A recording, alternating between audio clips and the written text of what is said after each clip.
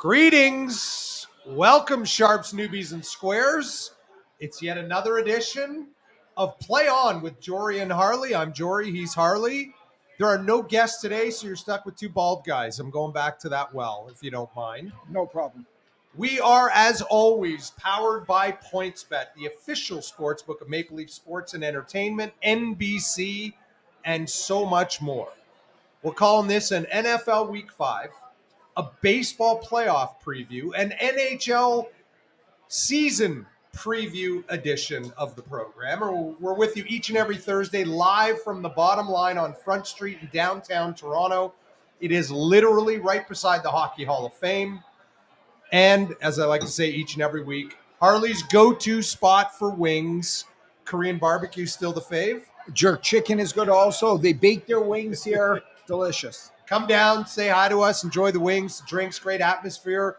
We're always here starting at 5:10 Eastern on Thursday. So to expand a little bit on what's going to happen on today's show, first, we have no guests at all. Corey Travers, the head trader at Pointsbet Canada, is on vacay this week. I love how the head trader goes on vacation as the NHL season's kicking off. The baseball playoffs. Well, NHL doesn't start till early next week, so I think he'll be back for that. But yeah, baseball playoffs with a new format, which we'll talk about. So as I said, no guests, no Corey. He's on vacay, but we did get his junior, Ryan, to give us some information that we need to pass along, which we'll do later in the show. No Teddy Greenstein today, but he said he'll be back with us next week. Teddy, of course, the senior editor and player development manager at PointsBet USA and the head man at the Hustle newsletter. But we will talk about NFL week number 5. We will look at all the wild card series and game ones. Don't know if there'll be plays on all of those, but we will do it. We will we'll also get into a gambling story of the week, which is a surprise to me because you just sprung it upon me before the show, and I don't know what it is. So stay tuned later for that as well. And just a reminder, during the NFL season, we will always be NFL focused, but we're not going to break down every game. The focus will be on the games, the props, the parlays that we like for the coming week. And we'll virtually always have a play on the Thursday nighter, right? I can always count on you for a play on Thursday night. I'll come up with something. All right. So we got a ton to do. Here's how you get in touch with us. You can tweet at us. I'm at Jorey Middle. Jorey is how you spell the first name. Harley's at Sharp Edge Picks. You can also email us, playon@pointsbet.ca. So please do that. We want to hear anything and everything from you. Why we're good, why we suck, why you liked our picks, why you didn't, your own picks. Why I'm good and you're not so good. Right now, I'm not so good. We'll get into in a minute. Which we're going to get into right now. Okay. So at this point in the program, we always recap last week's picks. You're up a bunch heading into last week. You had kind of a mixed bag. I think you're still up. I don't think you lost. Did you lose any? Maybe a tiny bit of juice? I lost a little bit. I yo-yoed this week. So tell us what happened last week. I entered up 4.24 units. I lost 1.15 units as Tyreek Hill went way over in yards. Yeah. But then Thursday night, yeah. I won a unit Thursday night. My same game parlay hit. I had the Bengals winning. Waddle went way under 70.5 yards. Less than 48.5 points were scored in the game, and the Dolphins went under 18.5. Then I lost 1.07 units on my Iowa bet plus 11 in college. They lost to the Wolverines by 13. Yeah, that was tight. Then I won a unit on under 51 points in Baltimore-Buffalo. Yes. Finally, on Monday, I lost a unit on the Rams. The Buffalo-Baltimore game was 30 points at halftime, and it stayed under. Yep. That's unders. You can have scoreless quarters. Yeah. 8-minute drives ending in field goals, as the last one did for Buffalo, is always sweet. And sorry, the last one that you just said? Oh, I lost After on that? Monday nighter with the Rams. So net, I lost 1.22 units for the week. I'm still up 3.02 units total since we started this show in August on about probably 30 or 40 bets now. You were down 2.07 units entering the week. You lost 1.07 units on the Jags. Played well. I'm done with the Jags, by the way. That's 2 plays in a row I've been on the Jags. Yet, in both cases, I thought my handicapping was sound. Yeah. Right? How do you handicap Trevor Lawrence fumbling 4 times in a game? Like, literally never happened. One player fumbles 4 times and lost all 4, and he had a pick. And, not that I want to recap the entire game, but Jags were up 14-0 and driving midway through the second quarter. Instead of it was pouring rain, right? As you recall in Philly. They're driving in Philadelphia territory, and in the rain, they decided not to go for a long field goal on a 4th and 3. Lawrence drops back to pass, scrambles, can probably run for the first down, and just drop the ball. Like, he didn't get hit. He dropped it. Philly recovers, goes down, scores, and the whole game changed. So that's my sour grapes on Jacksonville. Net, the square Jorey is down 3.14 no, units. I'm not square. You know the that. The sharp Harley is up 3.02 units. I'll give you that at the moment. We're about even as a pair with the professional winning and the casual guy losing. We're going to try and turn that around. I don't even know if I have an official play for this week. But probably better to take a break. I might. And let's cue it up. You're gambling responsibly. So why don't you remind our listeners that Pointsbet wants you to enjoy your gambling experience. Nice tee up. But if you or someone you know has a gambling problem and wants help, please call the Connex Ontario helpline. I'll say the number slowly. 1-866-531-2600 or message Pointsbet's amazing customer support, and they will help you personally. And we're going to say it again. I'm going to remind everybody, we don't care if you hate that. We're going to say it twice every show. It's important. We want you to live by that mantra. On the subject of responsible gambling, yes. I am going to Las Vegas over the weekend and early next week for G2E, the Global Gaming Expo. I actually am flying down a day early, and out of my own pocket, I'm paying to take a responsible gambling course, listen to some seminars. Should be interesting. What I'll be interested to hear out of that, and I do want to know about that next week, is if you actually learned anything. We will find out. Right? Because as a sharp, as a professional, I can't imagine there's going to be a whole lot that you're going to learn there, but kudos to you for signing up and seeing if there is, in fact, some knowledge you are lacking. We'll find out. Now, the one thing I didn't say that was going to happen on the program this week is traditionally, after 4 weeks of an NFL season, we call it the quarter poll, right? It's usually a quarter of the way through the season. Apologies for the coughing. I actually am getting over a cold, believe it or not, and I did not have COVID. Okay. I tested literally like every day straight. Do we have to? Everybody has to clarify that now. Yeah. Every time somebody coughs, they got to clarify. But I did actually get a cold for the first time in about 3.5 years. Yeah. So forgive the little nasally sound in my voice and a little bit of coughing here and there. I'm going to apologize up front. So as I was saying, quarter poll of the season. Now, last year the NFL went to a 17-game regular season, so there's an extra game. We're going to call it still the official quarter poll of the year. And so we want to have a little quick discussion here about what do we know so far? And the way that I want to look at that is it's not so much what do we know, it's who do we trust? Do we trust anybody? Or on the flip side, are there teams that we know are garbage? So there's only one thing I know for sure in the NFL, and that's that there's a ton of parity. There's 15 teams that are exactly 500. Only the Eagles. Out of 32. Only the Eagles are 4-0, and only the Texans are winless, and they got a tie. So it's all the more reason to bet the underdogs because all we really know is there's a lot of parity, and most results are going to be inconclusive. Okay. So I'll ask you some questions. Okay. First, is there a great team? You mentioned only one undefeated. Is there a great team right now, in your opinion, in the league? The way I think of great teams is we talk about them like, oh my God, they're unstoppable, or imagine having to play there in the playoffs. And the answer so far is definitely not. I would agree. And I would say that's been the case for a number of years, at least since the Patriots dynasty kind of came to an end. For the last couple of years, playing in KC and Mahomes in January was a daunting task. And they've only won one Super Bowl. My point is, in my opinion, there are no great teams anymore. The salary cap and Tom Brady leaving New England has kind of put an end to that. Mm-hmm. Are there good teams? In other words, who's good? The way I will characterize that is as follows.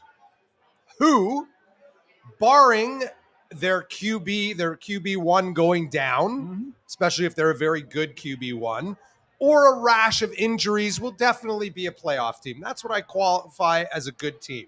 So for me, in the AFC, I have two. Okay. Buffalo and Kansas City. Both 3-1. To me, Buffalo's the best team in the league, best roster. They should be 4-0, but there's no right shoulda, woulda, couldas. But everything went against them in the game in Miami that they lost. So to me, there's two teams in the AFC. In the NFC, I've got 4 right now. Okay. Philly. Yeah. I still believe in Tampa. Okay. Once they get a little healthier, especially at the wide receiver position, which is starting to happen. Green Bay. Still believe they'll be a playoff team. And right now, I'm putting the Cowboys in there. Okay, well, that's just because you're a Cowboy homer. No, I'm not. Cowboys are not in that category. They're a good team, and I'll tell you why. And you know what the common thread is right now among all these teams, these 6 that I named, and I'll include KC in that?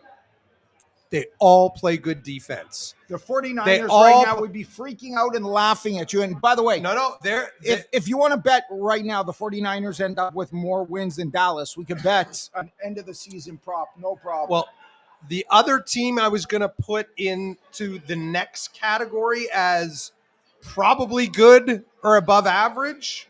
I got a bunch in the AFC, but in the NFC, the next team out of my mouth was San Francisco. And again, because they play really good defense. Do you think you'll be above 500 in 2 weeks from now? You're going into LA to play the Rams and then into Philly to play the Eagles. So in 2 weeks from now, I think you're going to be 3-3 and back to being mediocre. Don't forget, though, Dak's back. They're back to have quarterback controversy. There's no quarterback controversy. That is such bullshit. Why? Cooper Rush is the starting quarterback going forward in Dallas? No. But remember, they've won 3 straight with their backup. Let's not forget that. Yeah. To me, that says that they're a pretty good team. I'm not saying they're a Super Bowl contender. I'm not ready to anoint them that. Going for them is that they get to play the Giants and what are they called? Washington, whatever the hell. Who they beat up last week. Yeah. Okay, so not very good. Here's the other teams that are sort of in the mix. Yeah. AFC, I got Miami, Cincy, Baltimore, the Chargers, the Broncos. Are all, I think, above average and could be playoff teams. You didn't mention anybody so far in the AFC South. Nope. Somebody's going to win the AFC South. Right now, I trust none of them. Oh, you got a grudge against Jacksonville. Right. Yeah, that's a person. Right. I don't trust anybody right now, even though I think Jacksonville is on the rise. Okay. In the NFC. And what about the Titans? Yeah, see, they're in that same category of I'm not really sure. Okay. Even though after losing their first 2, they've looked better and have won 2 straight. In the NFC, I already mentioned San Fran. The only other teams I'm really putting in there right now are the Rams and the Vikings with a question mark. What do you think? Yeah, I guess. Yeah. And I guess you got to kind of put the Giants in there because they're 3-1. No, the Giants stink. I agree. They're going to be 3-2 before the NFL kicks off at 1:00. Here, let's just look at their schedule for a couple weeks and kick. Well, right, they've got the London game against the Packers. After the London game, they host Baltimore, then they go into Jackson. I mean, they got a relatively easy schedule. They stink though. The Giants stink. They play pretty good defense. Saquon has been the Saquon that everybody's been waiting for a couple years, health related, obviously, but they don't have a quarterback. So. To me, it's a scoring league. They can't put up more they haven't put up more than 21 yet. Yeah, the Giants thing. All right. So you kind of agree with where I'm putting these teams? Listen, I think at the end of the day in the NFL, it's a crapshoot. There's a lot of parity. We talked about the dogs. Everybody else, to me, week to week's a coin flip. Every game's a freaking coin flip. Here's an awesome stat. The Steelers are double-digit dogs. They're the only double-digit dog this week. They're a 14-point dog for the first time in 50 years. 50 years. The only team to not have been a 14-point dog in the last 50 years. We talked about this before. That's coaching continuity. They've only had 3 head coaches in the last 53 years. In the history of their franchise. Well, no, I think, yeah. I don't know. What, Chuck Noll started the franchise? No, I think he started in the 60s. They've been around for like 30 years before that. Anyways, but in the last 50 plus years. years. Yeah. Who's the only winless team in the NFL? The Texans? Correct. They've had 5 head coaches in their 20-year history. It's continuity that helps. But again, the fact that the NFL only has a single double-digit dog shows you that with the exception of the Steelers with their backup quarterback playing at the best team in the league, the games are relatively close. Although, what stood out to me is there's a number of big spreads this week. So before we get to our little handicapping of the Week 5 slate, I got to give you some numbers through Week 4. Hit me. Here's what I got. Stat that stood out for me. Check this one out, Harley. What do you think the home teams are straight up? No point spread this year. Home teams just straight up. And I'm not trying to make you look 55%. bad. 55%. Not even. Okay. 33, 30, and 1. And again, some of these numbers can change based on the lines you're looking at, closing lines. Sure. That's 51.6%. Yeah, that's like, now there's been a lot of home dogs this year. I think it's just flukes of matchups. Some of the scheduling. Like the scheduling. Like just how the schedule fell. Yeah. Where, like, if Buffalo's going on the road to. Right, because traditionally, right, when you're looking at a point spread, you kind of automatically the way it's worked. Yeah, I'm glad you mentioned that. We're going to talk about that more in this broadcast. But the home road number is lower, and the split is lower. Replay has a lot to do with it. The refs used to be by sorts of home teams. They can't do it as much anymore with replay. Travel conditions have obviously improved astronomically. A lot of players now, especially those with young kids, like playing on the road better. It's peaceful, and the way the teams take care of them is amazing. So home field advantage is not what it used to be, and the numbers over time, forget the little sample size this year, will bear that out in the recent past. Would you believe the Dogs won again last week? Oh, yeah. 8, but only 8-7-1, so just slightly, but the Dogs still lead on the season at 59%, 36, 25, and 3. The home Dogs, another winning week, 2-1-1, 60 on the season, 61.5%. And guess what? It was the unders again, but also like the Dogs, very, very tiny margin, 8-7-1, but 60% on the season. So Dogs and unders are still around 60%. That's a high number on the season. Dogs and unders, that's still a very high number. Last week, they say was the first week that the books took a loss. Yes, I saw that. I guess a couple of the big name It was the big name faves that hurt them, right? Because the numbers don't bear that out. Close, but there's usually 2 or 3 popular bet games that they like. All right, so let's get to the early kickoffs, the 1 o'clock Eastern games. Not a great slate. And most of the games that stood out for me were kind of point spread related. Okay. Because for the first time, there's been a lot more higher spreads than we've seen in the early part of the season. Whenever there's a London, it's a 9:30 Eastern kickoff. 3-1 Giants at the 3-1 Packers. Packers are technically the home team. Packers are an 8-point favorite. The total at the moment is 41. That's up from yesterday of 40.5. And I should add, it looks like Daniel Jones will start for the Giants. That's the indication at the moment. Whenever we're talking about Sunday games, I'll remind you, I'll probably say it again at the end of the show, always look at injury reports, line moves, and all those things. I don't know if Daniel Jones moves the line a point. No, I know. But it looks like he will. The Giants. But Tyrod Taylor got hurt, hasn't practiced, so With they would be down to their third that's stringer. Harder, but that would move the line. Yeah, but the third stringer, if I'm not mistaken, is Davis Webb. Okay, but if you look at that over-under, I mean, we're going to get to it with the name of bet. I mean, the Giants are only expected to score 16 points in that game, right? Based on the point spread. Point spread in total, it's 24-16. Right. So it's 16 points with your starting quarterback. Well, that's about their average. I know, but that's pretty pathetic. That's not much of a start. Like, that's way below average quarterback in the NFL standards. Other games. Interesting stat about London. This is the first time in the history of London games where both teams were above 500. Well, right? yeah, because usually they give send them the Jaguars the and the shit, and they sent the shitty Giants, but the shitty Giants play in the shitty NFC East and are lucky and won a couple games, and they're above 500. Anyways, this is the best matchup they've ever seen across the pond. So the other games that stood out for me off from the early kickoffs, the 1-3 Steelers at the 3-1 Bills. You alluded to this. Bills are a 14-point pick. Totals 46.5. The Texans at the Jags. The Texans are 0-3-1. This is a divisional game in the AFC South. Jags are 2-2. And the reason I highlighted this is because the Jags are a 7-point favorite, which hasn't happened in a long time. But they're awesome. Actually, since they went to the AFC Championship game a number of years ago, but the Jags are strong. You're just giving up on them at the wrong time. I'm not giving They're up going to crush the Texans just to spite you. They're going to do a Jorey dance. No, Lawrence is going to do a Jorey dance in the end zone. He just fumbled. So the Jags are a 7-point pick. The total's 43.5. And the other game is the 2-2 Chargers at the 2-2 Browns. The Chargers are 2.5-point road favorites. Actually now 2. Total's 47, down from 47.5 yesterday. And it looks like Myles Garrett will be back for the Browns. He missed last week in the loss at Atlanta.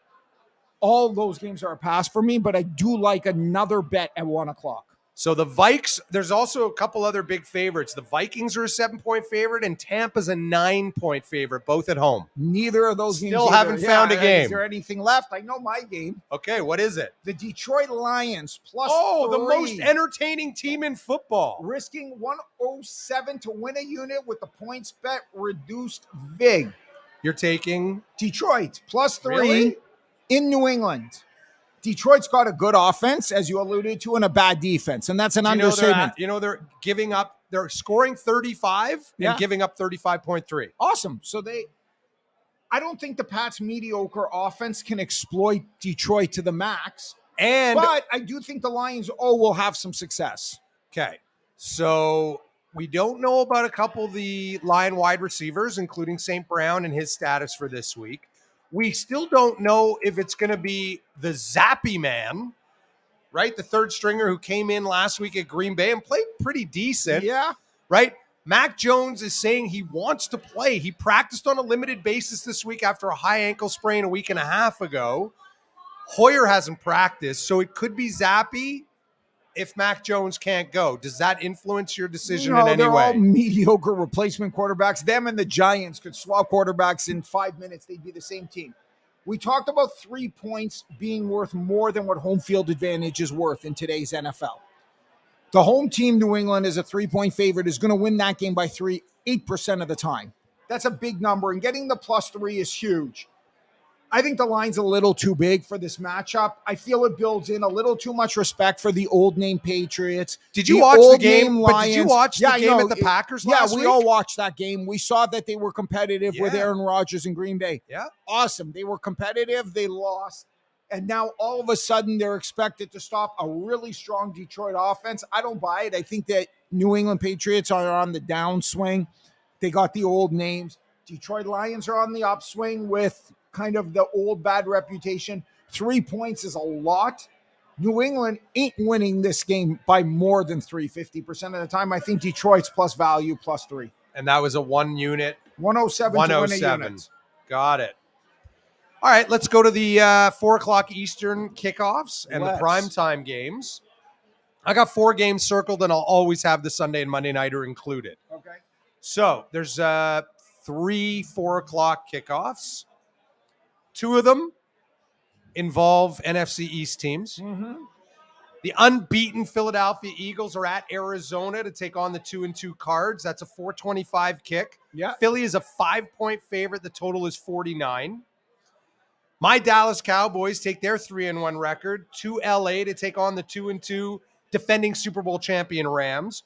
The Rams are a 5.5-point favorite. The total is currently 42.5. Can we talk about that game? Sure. That's my bet. That's the Rams?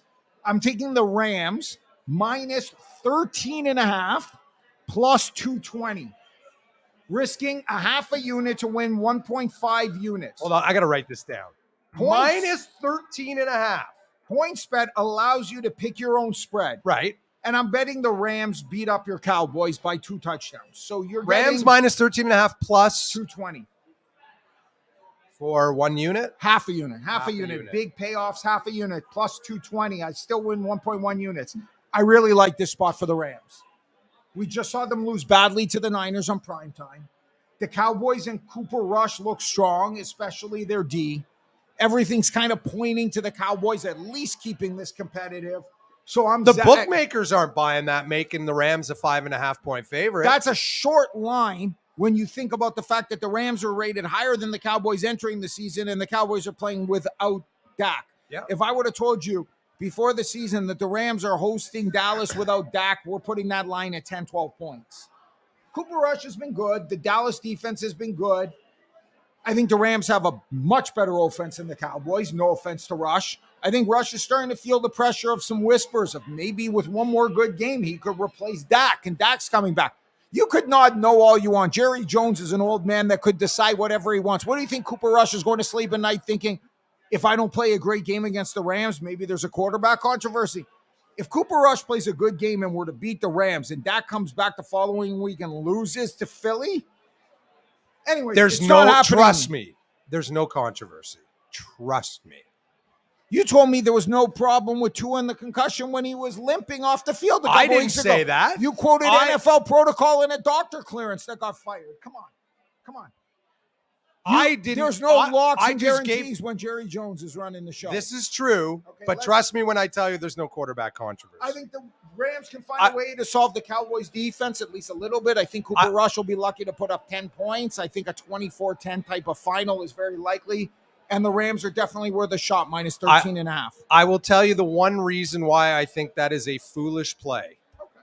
The Rams' offensive line is basically 3 and maybe even 4 of the offensive line positions are 3rd and 4th stringers. The Niners destroyed them with the pass rush. And guess what the Cowboys do really well right now? Yeah. I think it's going to be a low-scoring game. I will give you that. The only way they cover 13.5 is if Cooper Rush finally turns the ball over, which he hasn't done yet. And that's certainly a distinct possibility. But 13.5 to me is a lot. And by the way, as I've said a lot, I'm not great betting ahead of time, like to Thursday for a Sunday. Oh, that's the reason you're over. No. Last week, my big play, I made 3 plays last week, 3 games. Mm-hmm. My big play was on the Cowboys, a 2-uniter. I did take the Jags, as I did on the show, for a unit, and I had the Falcons. So I was actually a winner in my own account last week. In your dreams. Just saying. Okay. All right. So we've got your pick. I still have to give you the 2 other primetime games in case you have anything. No, I don't. 2-2 Bengals at the 2-2 Ravens. Good matchup Sunday night. Yes, it is. Do you know that the Ravens have lost 5 straight home games? That's pretty weird for a good team. Right? They keep blowing big leads. They blew 2 straight 17-point leads at home. That's not good. When you have a running quarterback who can pick up first downs on his own, that's inexcusable. Harbaugh's got so that's a weird stat. That to me is a very intriguing game and also a divisional game in the AFC North. And then you've got the 1-3 Raiders at the 3-1 Chiefs. That's your Monday nighter. Another division game in the AFC West. Chiefs are a 7-point pick, and the total there is 51. I forgot to tell you the Ravens are a 3.5-point favorite with a total of 47.5. So on the Monday nighter, I would tell you that the Raiders are obviously playing for their season. To drop to 1-4 and the Chiefs are 4-1 is a disaster. They played like it was their season last week in their home win. And over the Broncos. That total is big. That's one of those where I could see it going even higher with bettors chasing it. And if you can get above that 51.5, I mean, that 51's a nice number, right? 31, 20, 27, 20, 27, Chiefs 14. Offense was rolling last week. Raiders offense rolled last week. People are going to be looking at that. But it is a divisional game, and those tend to be tighter traditionally. Mm-hmm. So nothing on the 2 prime timers. No. All right. So now, normally this would be when Corey Travers joins us. So we can talk about his name-a-bet. I gave him a challenging name-a-bet. So Corey's the head trader at Pointsbet Canada. He, as I said earlier, he's away this week. But we did get some info from him. Yes. But first, talk about the name-a-bet. So my name-a-bet was, what will be higher, the number of Blue Jays hits this weekend in their playoff series, or the number of points the New York Giants score in London versus the Packers? Right. And so, actually, it was Ryan, the junior trader, who came up with the line. What was the price? So he put the Jays minus 350 and the Giants plus 250. Right. So I was looking at the Giants plus 250, and the way I would analyze this bet is it's good if you think the Giants are going to win this bet 30% of the time. Now, the Giants are expected to score, we talked about this, 16 points. Right. So the question is, how often are the Blue Jays going to get less than 16 hits versus the Mariners this weekend? Well, and a lot will depend if it's 2 games or 3 games. Correct. So realistically, if it goes 3 games, it's awfully hard to go under that total. Right. And that's why the Jays are the favorite. Correct. And they should be the favorite. If the series goes 2 games, 16 hits in the playoffs is kind of realistic, but it's a double-edged sword. If the Jays win the 2 games, presumably they go over the total, right? They out-hit the Mariners enough. I mean, to get 8-9 hits in a game, you probably do it. If Seattle sweeps the Jays, it also means the Jays get to play their full 9 innings twice. And altogether, I think the line is pretty good. It's a pass on a bet, but it's a lot of fun to bet on. You can watch. You like the cross-sport ones, don't you? Well, they're more fun, right? To come up with the numbers that coincide in different sports, hits versus scores, etc. Yes, I do. It's funny because I remember years ago, like being in Vegas for the Super Bowl, and the first time, because remember, prop bets wasn't popular, right? It was really only the Super Bowl. Only the Super Bowl, and they still do it Super Bowl Sunday. They'll come up with what will be higher. No, so that's where I was going. Mm-hmm. I remember years ago being in Vegas and getting, the prop card, like, because it was a printout, right? At those days. Yeah. We're talking 15 years ago. There's still printouts. Oh, no, I know. Books, but yeah. And I was like, whoa. I couldn't believe when they had the cross-sport props. The cross-sport. Like versus NASCAR, like Super Bowl like against NASCAR the most results and the things most like popular that. One is the NBA usually has games during the days. Right. The Raps often play. Right. So they'll have Pascal Siakam points versus points of one of the Chiefs. teams. Yeah, exactly. Anyway, you like the cross-sport one, so I do like the cross-sport. All right. Ones. I'm expecting another one next week, although it might be my week for Name a Bet next week. So, Ryan, junior trader. I hope he's not that junior. I'm calling him junior trader because he's not the head trader. Maybe I should just call him trader. Medium trader. No, I'll just call him trader. Promote him. He's now a trader. Assistant deputy chair trader. So Ryan, because we're about to talk baseball. Yeah. So Ryan said the following, because we're going to look at the prices to win the World Series, etc. Mm-hmm. For MLB futures, our greatest liability for the World Series is by far the Blue Jays, which you would expect given the location. Yeah, well, it's Pointsbet Canada. They're right. only located in Ontario, so yes, makes sense. Second biggest liability is the Yankees, followed by the Dodgers. Yeah. All right, so there, just some information for you as it relates. I got so many notes here, it's crazy. As it relates to the baseball playoffs. Now, a reminder, this is all brand new. First time, right? We've only had 1 game wild card. Yeah, we have a bye playoffs. week. Yes. Judge, now after his homers and stuff, is off for a week now. We have 3-game series, all in one location. The team with the better record has home field for all 3. It's a 2 out of 3 series. Yeah. So we'll get to the series prices for the wild card series, but first, let's look at the futures to win the World Series. Okay? I'm going to run them down as quickly as possible. Go. Dodgers are the favorite at plus 350, no surprise. Second choice, shocker, the Astros at plus 375. It'd be fun if they played again. Hey, I mean, those Dodgers fans will be livid if the Astros could find repeat a way of 2017. Repeat of the cheat, yeah. Dodgers, Astros 1 and 2. Braves, defending champs, plus 500. Yeah. Yankees plus 550. Mets plus 900. Killing themselves that they blew that choke job. DeGrom and Scherzer with a bye. Yeah. Jays plus 1,500. Mm-hmm. Cards plus 2,000. Padres plus 2,500, along with the Mariners, Rays, and Cleveland. All 4 of them are plus 2,500, and the longest shot are the Phillies at plus 2,800. You know we're not going to put out the favorites as a value play. Anything on that list jump out? No, it's tough with futures. There's a lot of vig built in.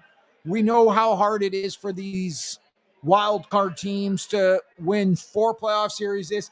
And that second series is going to be murder for them because their rotations, especially if they go 3 their rotation in this wild card the truth round. is, whether they go 2 or 3, the bottom line is their 2 aces are going to be kind of behind the 8 ball, right? For the Jays, Manoah and Gausman aren't going to be pitching at the beginning of the series. It hasn't been determined in game, right? Because that finger thing, right?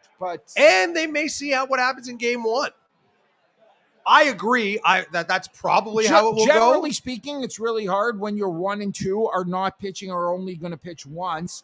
And the Verlander's going twice, right? Garrett Cole's going to get to go twice, and you're waiting on your guys. It's a severe disadvantage. A tough spot to be in. Now, so there's no value in any of those futures for you. Let's talk about the Jays because they're interesting because they're the home team. Let me give the series prices. No. Before the series, let's talk about the World Series.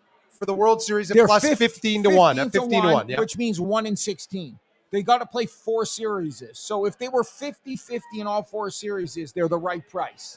Right. Now, they are going to be a favorite, obviously, in round 1 here. They're actually the second biggest favorite. Yeah. Almost as big as the Mets. Minus 170 is the price for the Jays to beat the Mariners in the series. Yeah, which is a lot of respect for them. I mean, the Mariners have been probably hotter than them even in the second half. Well, they cooled off a little bit the last couple weeks that allowed the Jays to jump them and take home field. Yeah, and they got some serious pitching themselves. Also, game 2, they got Robbie Ray going, RX Cy winner, and if he kind of knocks us out, that'll be a bitter pill for Jays fans to swallow. So you want to talk about the Jays? I just wanted to say they got to be 50-50 in each of their series to justify that price. And I mean, they're going to be a dog in round 2. Yeah. They're going into Houston, and Verlander's going to pitch twice probably, and we'll be lucky to get Manoah once. Would they go to Houston if they win, or is it the winner of the other series that goes to Houston? I think no. I think they go to the Yankees. No, Houston finished 1. They're giving Cleveland the respect as the division winner. They go to the Yankees. They're the 3. Oh, the winner. Oh, right. The winner of that. Right. The Jays go into Houston, so they're going into Verlander. Verlander is going to get to play. Let's say Verlander plays game 1 and 5 in Houston. So you got to beat Verlander once, or you got to win all 3 non-Verlander games. When you're on that math, it gets pretty challenging. Yeah. And then if they survive that, I mean, they got to play, obviously, in the World Series against the Dodgers is murder. So it's tough for the Jays. They're about 6% to win the World Series. The price is about right. There's about a 1 in 16 chance, somewhere between 1 in 15 and maybe closer to 1 in 20. That we're going to be parading in frigid November. All right, let's go through the other series prices. Tampa Rays at Cleveland. They're the first game tomorrow, 12:07 Eastern. Tampa's just a small dog, plus 105. Cleveland is minus 125. The Phillies at St. Louis, that's a 2:07 Eastern first pitch. They're plus 115. The Cards are minus 140 favorite. This is to win the series. We talked about the Mariners and the Jays. Seattle's plus 140. Toronto is minus 170. And then the Padres at the Mets, that's an 8:07 Eastern first pitch tomorrow. Padres are plus 150. Mets are minus 180. Any series that jump out to you where there's a value play? Yeah, there's 2 series prices I like. I like Tampa plus 105 over Cleveland, and I like the Phillies plus 115 over St. Louis, and I'll risk a unit on each of them. Oh, so these are official plays. These are bets. Taking the dogs. I got the exact same logic in both. Okay. The visiting wildcard teams both finished 3rd in top divisions. Tampa dealt with a ton of games. For those of you that don't know, injuries. For those of you who don't know, MLB, they're changing it for next year. You play your division a ton. Yeah, which means it's going to be reduced next year. 19 times they play. Yeah, so Tampa had to deal with the Jays, and they had to deal with the Yankees, 2 playoff teams, plus Baltimore, who was pretty damn good. Over 500, and Boston was just under 500. And the Phillies had to deal with 200-win teams that are in the playoffs in Atlanta and the Mets. Meanwhile, the host Cardinals and Cleveland played in the 2 shittiest divisions in baseball. Mediocre central divisions. You look at the salary caps. I mean, the truth is they're barely major league teams. Some of these teams, the Pirates, the Reds, the Cubs, the Royals, and the Tigers. Like, if you look at those 5 dumpster fire teams. Well, you know what's interesting? You know who the pitcher is for the Cards in Game 1? It's Quintana, who is arguably he is their best starter, but he's barely pitched this year. He's hurt. Yeah. And they're going to him in Game 1. That says a lot about the depth of their rotation. And Wheeler going. Wheeler's going in Game 1. Yeah, and then Nola too. Yeah. So I like the teams that have been battle tested all year, and you're getting plus money. I mean, to me, them splitting and you grind out your few cents seems like a solid value play. All right, so 2 plays in the wild card series. Very interesting, but nothing on the futures to win the World Series. Nothing. Which brings us to the Game 1s, Okay. which I'll run through quickly before we get to our very quick NHL preview. The Game 1 matchups are as follows. Tampa at Cleveland, McClanahan versus Bieber. The total is 6 runs for this one. McClanahan is even money. Bieber is minus 115. Okay. Philly at St. Louis. The aforementioned Zach Wheeler versus Jose Quintana. This is a pick'em. Minus 107 either way. Mm-hmm. So that bodes well for your thinking on the Phillies for the series. Mariners at Jays. Luis Castillo versus Alek Manoah. Castillo is plus 115. Manoah is minus 135. The total is 7. I forgot the total 6.5 in Philly, St. Louis. And finally, tomorrow night, Padres at Mets. The total is 6. So the Jays have the highest total. Yeah, it's 7. Darvish at plus 130 versus Max Scherzer minus 150. Anything? I got no plays. I mean, obviously, Manoah at home minus 135. I'm going to the game tomorrow, and I hope the Jays win it. And I can't believe you didn't wear a Jays shirt today. I thought I'd mix you up, and that leads into what we're about to do, which is the NHL preview. That's why we're the Leafs. All right. So, again, no plays for Game 1s. Nope. No dogs jump out at you. No totals. I like those 2 series plays. I'd rather just deal with the series. Okay. Fair enough. So we turn the page over. Time to talk NHL. Now, why are we doing an NHL preview right now? It's very simple. The season will start before our next show. Yes. Right? I don't know. I forget if it's Tuesday or Wednesday. I know the Leafs start on Wednesday. Like tomorrow. Oh, yeah, there's an overseas game. Yeah, which screws up the future sometimes or shuts down the futures, but it is what it is. Okay. So, we're going to quickly run through who's going to win the cup if you have a play. If there's any value in division winners and in some of the NHL awards, and we'll talk about some of the cool bets you can make at Pointsbet. Win the cup. I'll give you the top 6. Go. Defending champ, Colorado Avalanche are the favorites at plus 425. The second choice are your Toronto Maple Leafs, plus 900. The 2-time previously defending champion Tampa Bay Lightning, who almost made it a three-peat, third choice at plus 1,000, so 10-1. Followed by the Florida Panthers at plus 1,100 or 11-1. Carolina is the 5th choice at plus 1,200. And the Edmonton Oilers are the 6th choice at plus 1,400. You'll notice something there.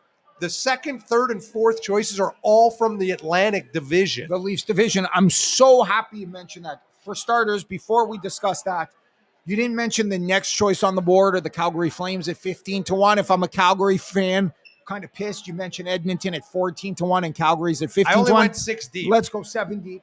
You are 100% right. 3 top teams, Tampa, Florida, and the Leafs all play in the same division.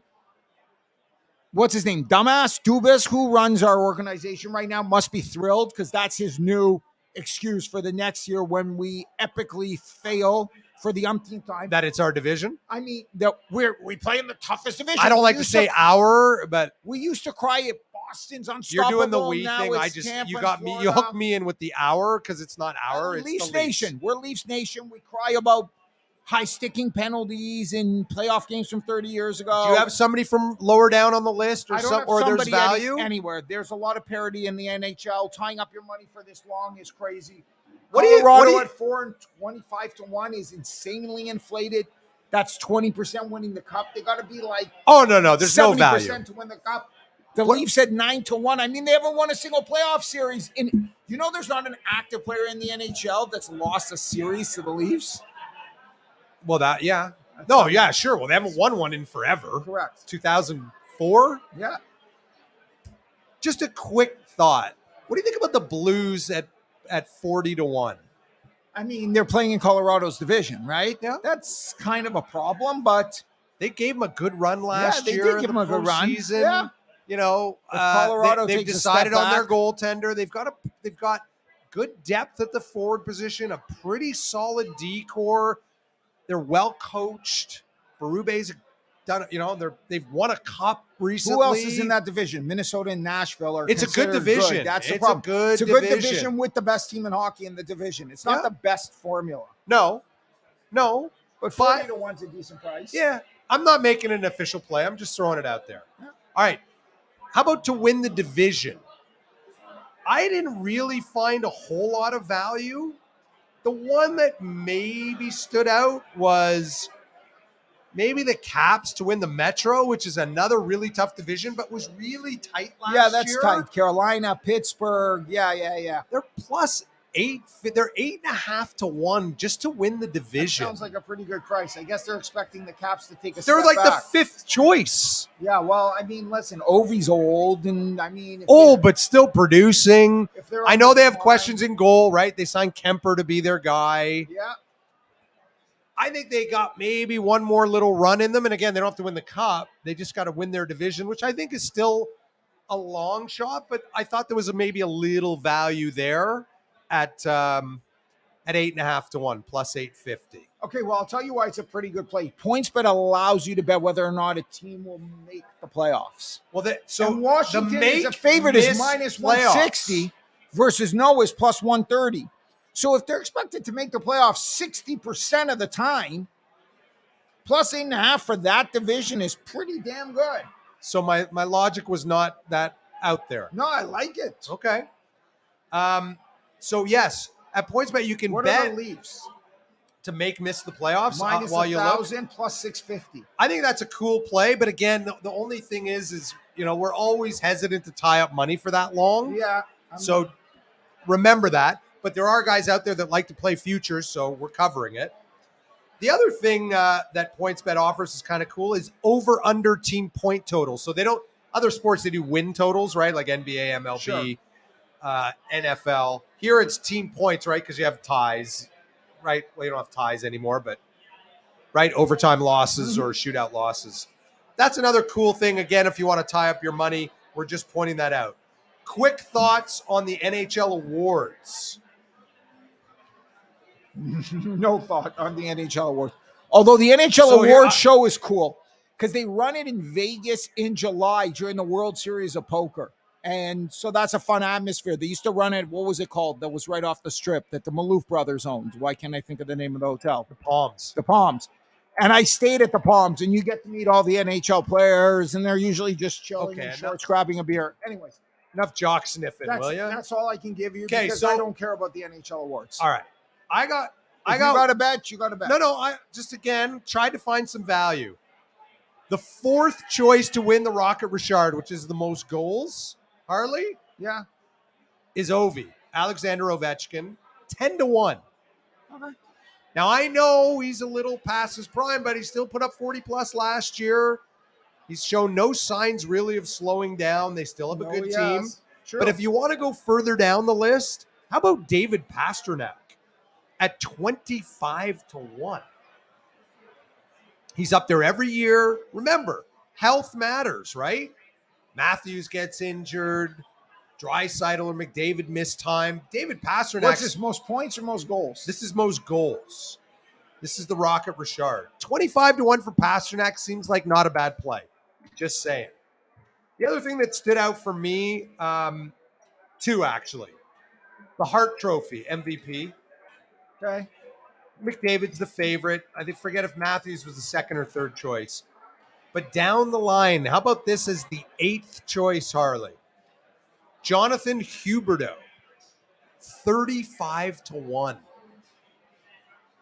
He's now a Calgary Flame, if you didn't know. Yeah, I'm laughing. He was the second leading point getter in the league last year. No, I'm looking at your Pasternak bet. He had 40 goals last year. I know. But in 72 games, right. Matthews did have 60 and 73. I understand. Matthews is going to be the favorite, and then Draisaitl. No question. Yeah.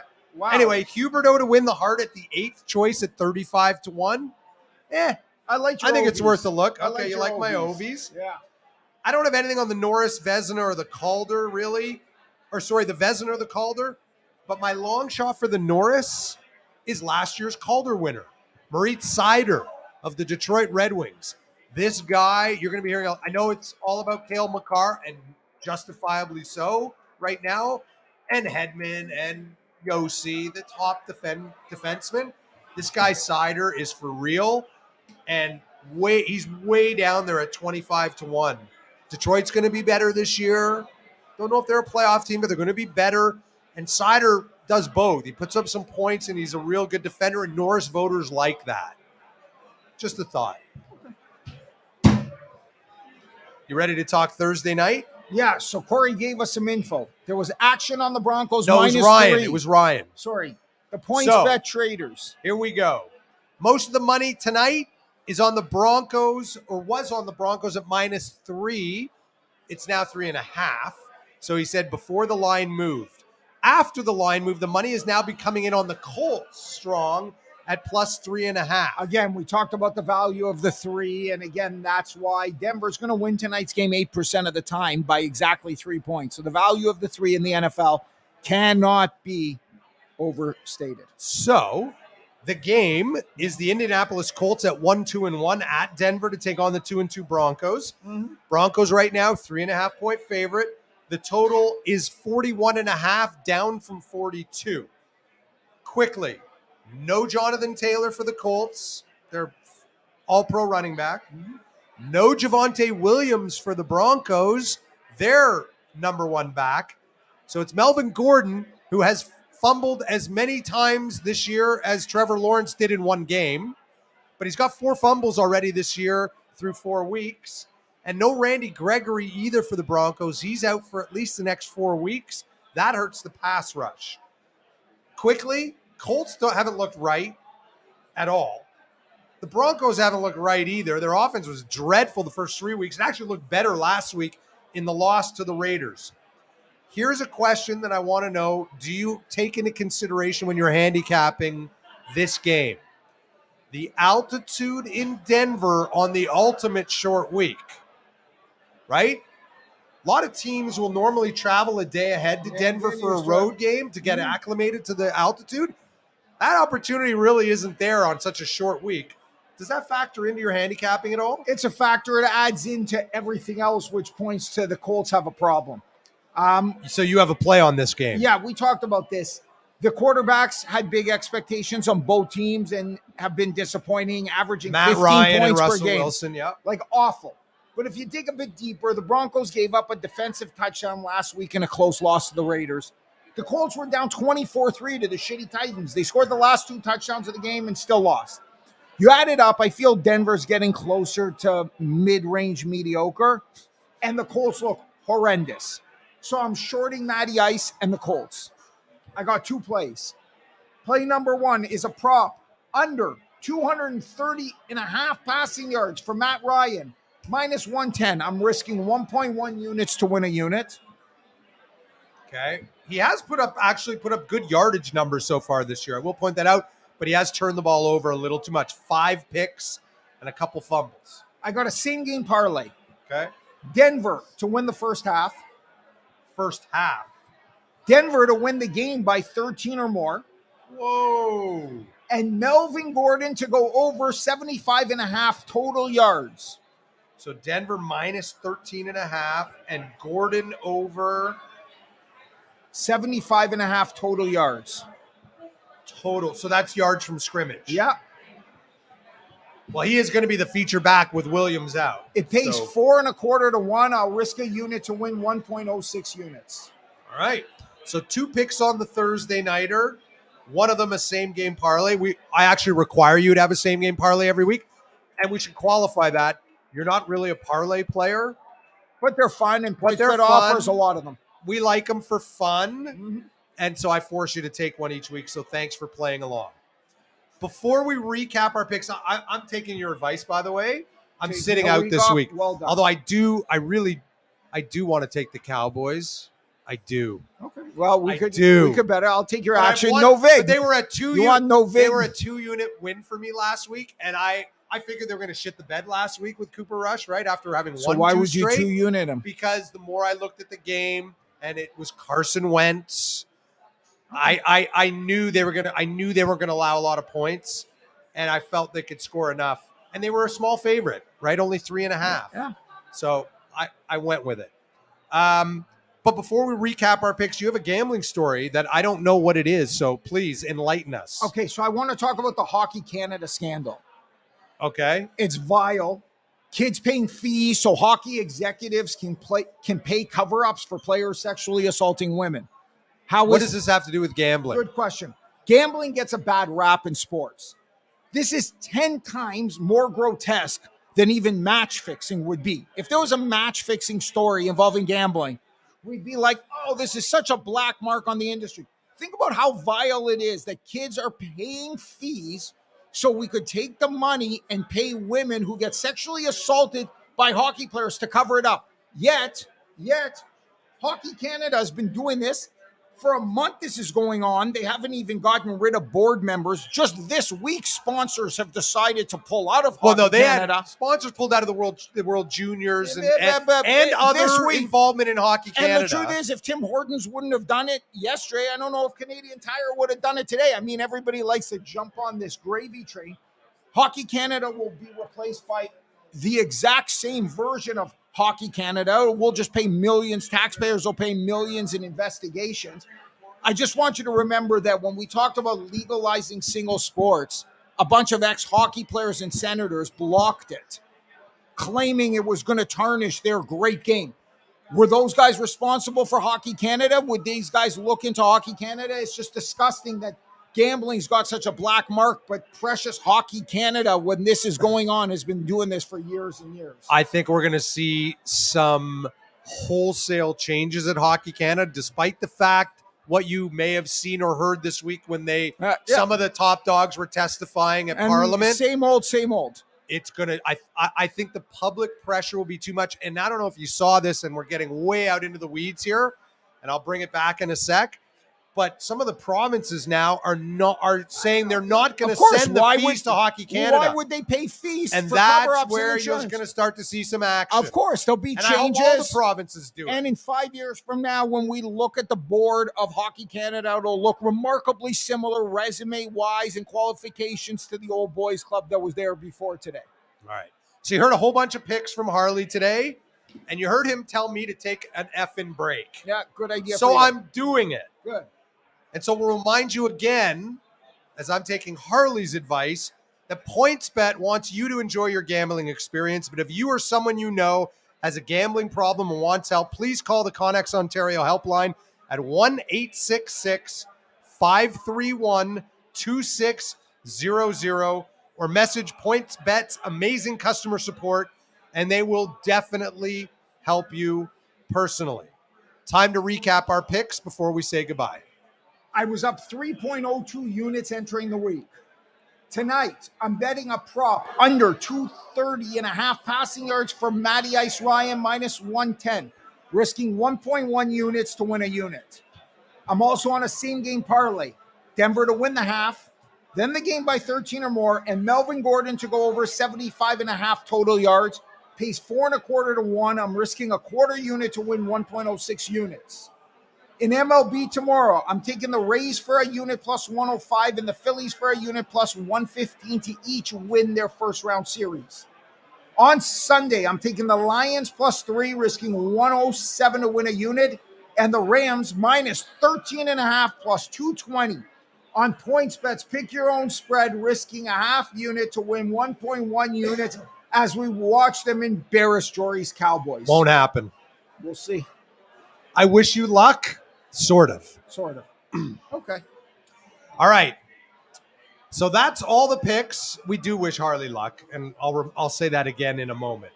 What's going to happen on next week's show? We're going to preview the NBA because the season will tip off before the next show 2 weeks hence. Hockey will be underway. Baseball playoffs will be into the division series. And of course, hopefully the Jays will be playing against Verlander. And of course, NFL week number 6, when I believe the buys start that week.